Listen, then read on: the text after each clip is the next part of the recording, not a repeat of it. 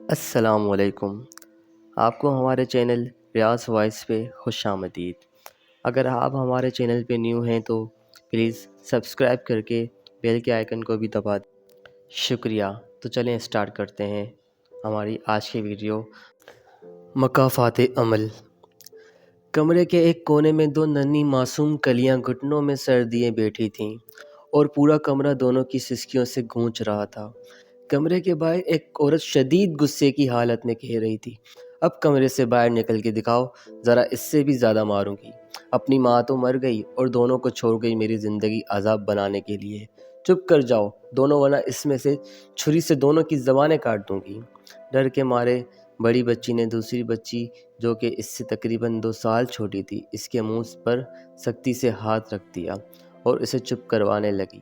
4 سالہ کے اس چھوٹے سے گھر میں رہنے والی 7 سالہ اقرا اور 9 سالہ رمشا کی سگی ماں فرزانہ کو اس دنیا سے گئے 8 ماہ ہو چکے تھے، اور ماں کی وفات کے بعد ان دونوں نے کوئی ایک دن بھی آرام و سکون سے نہیں گزارا تھا۔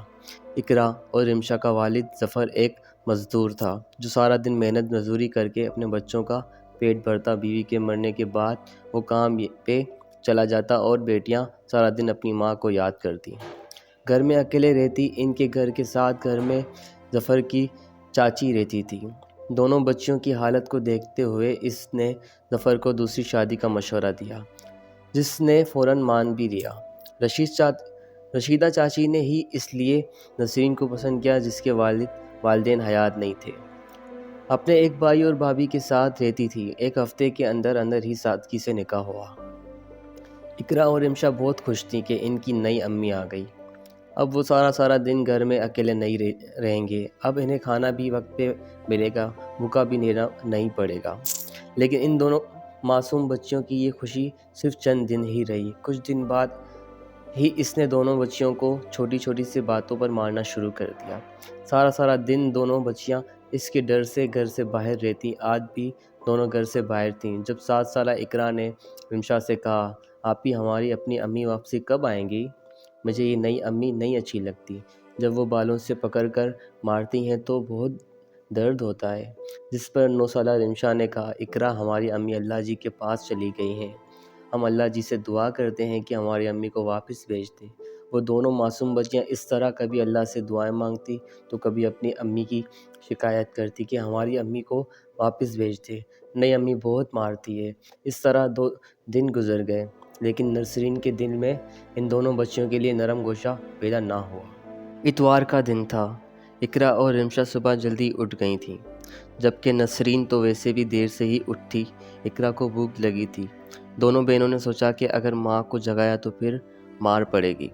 باپ صبح سویرے ہی کام پر جا چکا تھا۔ ناشتہ ظفر باہر ہی کرتا تھا، اس لیے رمشا اور اقرا خود ہی کچن میں ناشتہ بنانے آ گئیں۔ دونوں بچیاں ناشتہ بنانے کی کوشش کر رہی تھیں کہ اتنے میں اقرا کے ہاتھ سے جاگ گر کر ٹوٹ گیا، جو نسرین 2 دن پہلے لے کر آئی تھی۔ کانچ ٹوٹنے کی آواز جب نسرین کے کانوں میں پڑی تو وہ بھی کچن میں پہنچ گئی، جہاں وہ دونوں بہنیں ڈری سہمی سی کھڑی تھیں، کیونکہ ان کو پتہ تھا کہ اب ان کے ساتھ کیا ہونے والا ہے۔ یہ کیا کر دیا تم دونوں نے؟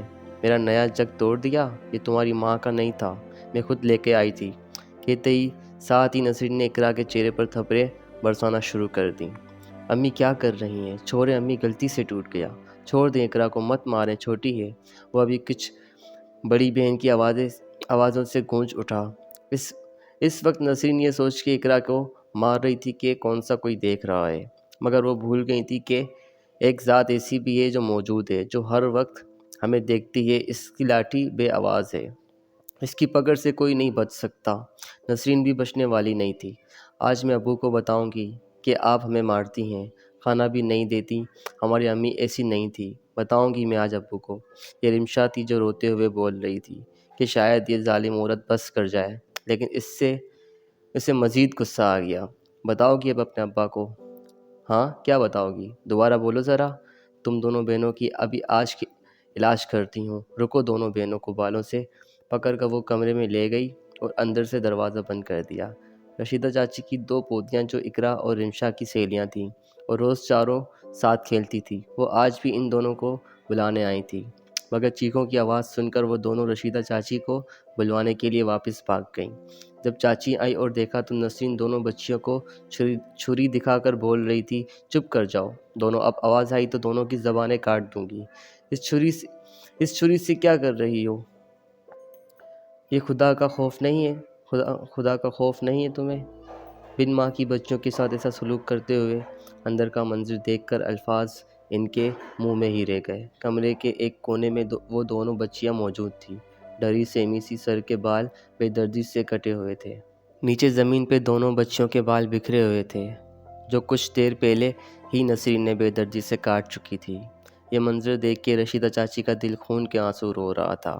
دونوں بچیوں کا سر بھی کینچی لگنے سے زخمی ہو چکا تھا۔ جہاں سے خون نکل رہا تھا، اس وقت رشیدہ چاچی کو اس سب کا ذمہ دار اپنا آپ لگا، کیونکہ وہی نسرین کو لے کے اس گھر میں لے آئی تھی۔ شرم نہیں آتی تمہیں؟ کیا تمہارے دل میں خدا کا خوف بالکل بھی نہیں؟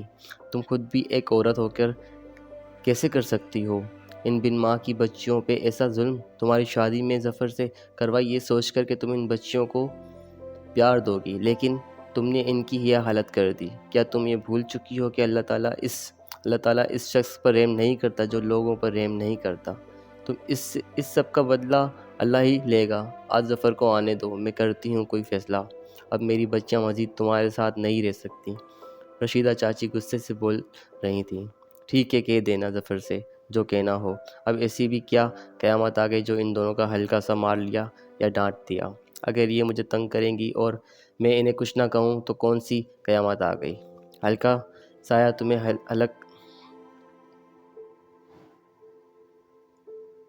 ہلکا سا یہ تمہیں ہلکا سا لگ رہا ہے؟ ان بچوں کے بال کاٹ دیے، سر زخمی کر دیا اور تم کہہ رہی ہو ہلکا سا ڈانٹ دیا۔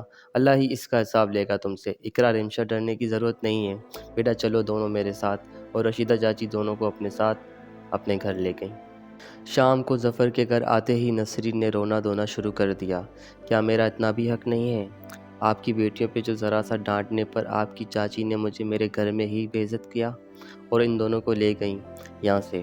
نسرین زور شور سے رونے کا ڈرامہ کرنے میں مصروف تھی۔ تم رونا بند کرو، میں ابھی ان دونوں کو واپس لے کر آتا ہوں۔ کہتے ہی ظفر اٹھا اور رشیدہ چاچی کے گھر کی طرف چل پڑا۔ وہاں رشیدہ چاچی کے گھر اقرا کے دو چاچا لطیف اور عرفان آئے ہوئے تھے، جو دونوں بچیوں کی حالت دیکھ کے کافی غمگین ہو گئے تھے۔ رشیدہ چاچی نے اقرا اور رمشا کے زخم صاف کیے اور اپنی پوتیوں کے صاف کپڑے دونوں بہنوں کو پہنا کر ان کے سر کو اسکارف سے ڈھانپ دیا۔ ابھی کچھ دیر ہی گزری تھی کہ دروازے سے ظفر اندر داخل ہوا۔ رشیدہ چاچی سے سلام دعا کے بعد انہوں نے اقرا اور رمشا کو ساتھ چلنے کا کہا، جس پر چاچی نے ان کو صبح کا سارا واقعہ بتایا۔ اپنی آنکھوں سے اپنی بیٹیوں کی ایسی حالت دیکھنے کے بعد ظفر غصے میں پاگل ہو گیا اور فوراً اٹھ کے اپنے گھر کی طرف چل پڑا۔ رشیدہ چاچی، ظفر کے دونوں بھائیوں اور بیٹیوں بھی ان کے پیچھے بھاگیں۔ اندر داخل ہوتے ہی ظفر غصے سے نسرین کی طرف بڑھا۔ کتنی جھوٹی اور مکار عورت ہو تم! میری بیٹیوں کی یہ حالت کر کے اب خود مظلوم بننے کی کوشش کر رہی ہو؟ چھوڑوں گا نہیں میں تمہیں۔ اس سے پہلے کہ ظفر نسرین پہ ہاتھ اٹھاتا، رشیدہ اور ظفر کے دونوں بھائیوں نے آگے بڑھ کر اسے روکا۔ بہرحال نسرین کو کسی قسم کا پچھتاوا نہیں تھا۔ وہ ایک ہی بات کر رہی تھی ظفر سے کہ میں تمہاری بیٹیوں کی نوکر نہیں ہوں، مجھے الگ گھر لے کے دو یا مجھے طلاق دو۔ لڑائی بہت بڑھ گئی تھی۔ رشیدہ چاچی اور ظفر کے بھائی اس کا گھر برباد نہیں کرنا چاہتے تھے، اس لیے لطیف اور عرفان نے فیصلہ کیا کہ ظفر دوسرا گھر نہیں لے سکتا، اس کے پاس اتنے پیسے نہیں تھے، وہ تو محنت مزدوری کرتا تھا۔ اس لیے انہوں نے ظفر کو منایا کہ اقرا اور رمشا کو ہم لے جاتے ہیں، یہ دونوں اب ہمارے ساتھ ہی رہیں گی۔ بہت مشکل سے ہی صحیح، لیکن ظفر مان گیا۔ اس طرح اقرا عرفان کے ساتھ اور رمشا لطیف کے ساتھ ان کے گھر چلی گئیں۔ وقت کا کام ہے گزرنا، اور وہ گزرتا چلا گیا، پتہ ہی نہیں چلا، اور نسرین کی شادی کو 8 سال گزر گئے۔ اقرا اب 15 اور رمشا 17 سال کی ہو گئی تھی، مگر نسرین کو اللہ نے اولاد کی خوشی نہیں دی۔ جو دوسروں کی اولاد پہ ظلم کرتے ہیں، ان کی خوشیاں نہیں دیکھ سکتے، وہ خود بھی کبھی خوش نہیں رہ سکتے۔ کسی بھی ڈاکٹر کو کوئی بتاتا تو نسرین وہاں علاج کے لیے پہنچ جاتی۔ 8 سال کے لمبے عرصے بعد نسرین کو ڈاکٹر نے خوشخبری دی کہ وہ ماں بننے والی ہے۔ اس کی خوشی کی انتہا نہیں تھی۔ وہ ہر وقت سوچتی رہتی کہ میں اپنے بچوں کو دنیا کی ہر آسائش دوں گی، بڑے سے بڑے اسکولوں میں پڑھیں گے۔ میرے بچہ ان دنوں اس نے کام کے لیے بھی ملازمہ رکھ لی تھی۔ ظفر بھی بہت خوش تھا۔ آخر وہ دن بھی پہنچ گیا جس دن نسرین کو بے صبری سے انتظار تھا۔ ہسپتال میں بیڈ پہ پڑی وہ منتظم نگاہوں سے دروازے کو دیکھ رہی تھی کہ کب اس کے بچے کو اس کی گود میں دیا جائے گا۔ اتنے میں دروازے سے ظفر اندر داخل ہوا، جس کی گود میں میرون کمبل میں لپٹا ایک بچہ تھا۔ اس کے پیچھے کچھ ڈاکٹرز بھی تھے۔ نسرین نے ظفر کو دیکھتے ہی کہا، شکر ہے ظفر تم آ گئے، کہاں چلے گئے تھے؟ مجھے میرا بچہ تو دکھاؤ۔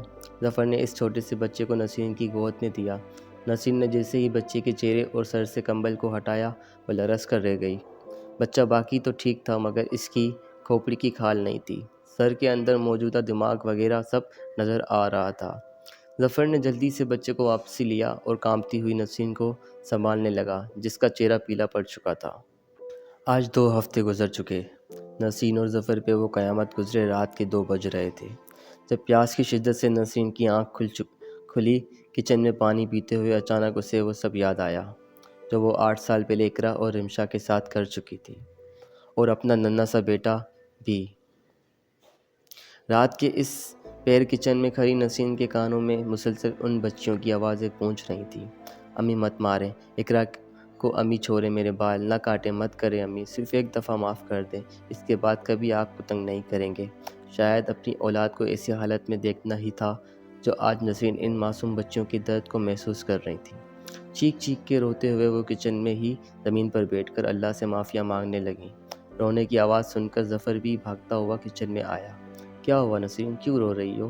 بتاؤ مجھے، ہوا کیا؟ ظفر نے حواس بھگتا ہو کے پوچھا۔ ظفر مجھے اقرا اور رمشا کے پاس لے چلو، خدا کے لیے مجھے ان کے پاس لے چلو، میں ان سے معافی مانگنا چاہتی ہوں۔ آج اپنی اس حالت کی ذمہ دار میں خود ہوں، نہ میں ان پہ ظلم کرتی، نہ آج میرے ساتھ یہ سب کچھ ہوتا۔ جب تک وہ مجھے معاف نہیں کریں گے، اللہ بھی مجھے معاف نہیں کرے گا، مجھے لے چلو ان کے پاس۔ زور و قطع روتے ہوئے نسرین نے ظفر سے کہا، ابھی بہت رات ہو چکی ہے، میں کل صبح تمہیں ان کے پاس لے جاؤں گا، ظفر نے کہا اور اسے سہارا دیتے ہوئے کمرے میں لے آیا۔ اگلے دن صبح سویرے ہی ظفر اور نسرین عرفان اور لطیف کے گھر روانہ ہوئے۔ اقرا اور رمشا اپنی چاچی کے ساتھ گھر روانہ کچن میں ہی ان کا ہاتھ بٹانے میں مصروف تھی، جب باہر سے باتوں کی آواز آنے لگی۔ لگتا ہے کوئی آیا ہے، چلو چل کے دیکھتے ہیں، عرفان کی بیوی نے کہا، اور وہ تینوں باہر آ گئیں۔ باہر کا منظر دیکھ کر اقرا اور رمشا کو اپنی آنکھوں پہ یقین نہیں آ رہا تھا۔ جہاں لطیف کی بیوی نسرین سے سلام دعا کرنے میں مصروف تھی، اقرا اور رمشا نے بھی آگے بڑھ کر سلام کے لیے ہاتھ بڑھایا، لیکن نسرین نے ان کا ہاتھ تھامنے کے بجائے دونوں کو گلے سے لگا لیا اور پھوٹ پھوٹ کے رونے لگیں۔ مجھے معاف کر دو بیٹا، میں تم دونوں سے معافی مانگنے آئی ہوں، میں نے تم دونوں کے ساتھ بہت برا سلوک کیا ہے، اس کی سزا مجھے مل چکی ہے، مجھے معاف کر دو اور میرے ساتھ گھر چلو۔ جب تم دونوں مجھے معاف نہیں کرو گی تب تک اللہ بھی مجھے معاف نہیں کرے گا۔ اقرا اور رمشا نے نسرین کی طرف دیکھا جو بے حد کمزور نظر آ رہی تھی، آنکھوں کے گرد گہرے سیاہ حلقے موجود تھے، وہ بہت بیمار نظر آ رہی تھی۔ وہ دونوں بہنوں نے اسے معاف تو کر دیا مگر ساتھ چلنے سے انکار کر دیا۔ اب واپس وہ دونوں اس گھر میں نہیں جانا چاہتی تھی اور اس گھر میں وہ بے حد خوش تھیں۔ 2 دن وہاں گزارنے کے بعد نسرین اور ظفر واپسی گھر آ گئے۔ آج ظفر کا کام پہ چلا گیا جبکہ نسرین گھر میں بالکل اکیلی تھی۔ آج پہلی بار اسے اس تنہائی سے خوف آ رہا تھا، مگر اب کچھ نہیں ہو سکتا، یہی تنہائی اس کا مقدر بن چکی تھی۔